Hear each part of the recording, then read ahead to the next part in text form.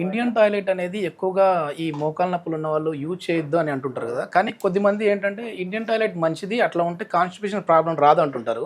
So ఏది అనే కన్ఫ్యూజన్లో ఉన్నారు. ఇండియన్ టాయిలెట్లో కూర్చోవడం మంచిదా లేదంటే వెస్టర్న్ మంచిది అంటారు? వెస్టర్న్ అండి.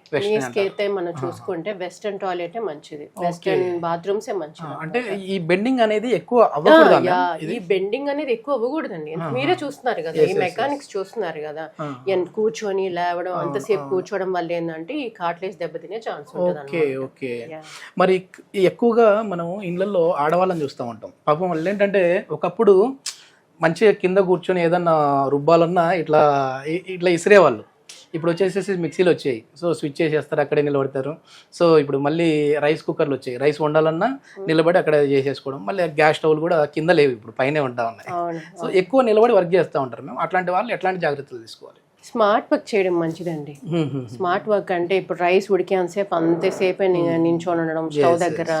ఇప్పుడు గ్రైండర్ మొత్తం అదంతా ఆ పని అంతా ఎంతవరకు నించొని ఉండడం కాకుండా స్మార్ట్ వర్క్ చేసుకోవడం బెటర్. కొంచెం అక్కడ పొయ్యి దగ్గర ఉన్నా కానీ పొయ్యి దగ్గర చైర్లో కూర్చోవడం అలాంటి చేసుకుంటే బెటర్ అన్నమాట.